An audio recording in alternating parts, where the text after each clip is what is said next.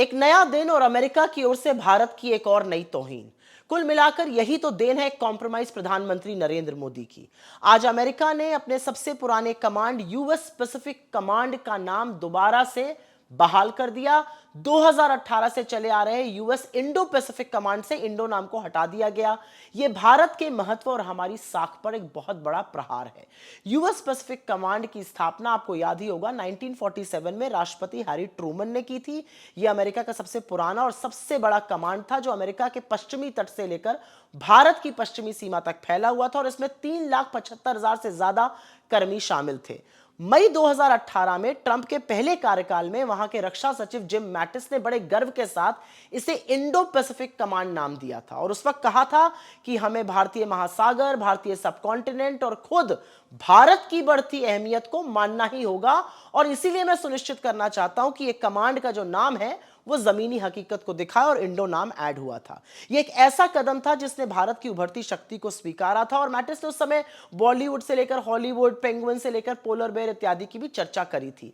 यह क्वाड के पुनरुत्थान के लिए भी एक कदम था जिसमें अमेरिका, भारत, जापान, ऑस्ट्रेलिया वगैरह शामिल हैं और इसमें बहुत सारी जॉइंट एक्सरसाइजेज होती थी। अब 8 साल बाद उसी राष्ट्रपति ट्रंप के शासनकाल में इंडो शब्द को हटा दिया गया है। भारत का नाम हटाने में अमेरिका ने एक संदेश दिया है कि अमेरिका के लिए अब हमारी वो अहमियत नहीं रही। यह नाम परिवर्तन खास तौर से ऐसे समय पर आ रहा है जब अमेरिका ने हमारे नाविकों की क्रूर हत्या करी है, एक तरफा ट्रेड डील हम पर थोपी है, बड़े बड़े ऊंचे टैरिफ लगाए हैं, भारत विरोधी इमिग्रेशन नीतियां बनाई हैं और पाकिस्तान जो हमारा दुश्मन मुल्क है उसके साथ खूब नजदीकियां बढ़ाई हैं। असलियत तो यह है कि इंडिया ने क्वाड में, इंडिया ने इंडो पैसिफिक कमांड में बहुत निवेश किया और इंडो नाम हटाया जाना कोई छोटी बात नहीं है क्योंकि इरादा जो है वो संदेश देने का। अदरवाइज आप अपना नाम 8 साल में बार बार थोड़ी बदलते हैं। यह नाम परिवर्तन देश का अपमान है और यह इसलिए हो रहा है क्योंकि हमारा प्रधानमंत्री कॉम्प्रोमाइज्ड है जिसको इंस्टाग्राम की रील पर चर्चा करने से फुर्सत नहीं है।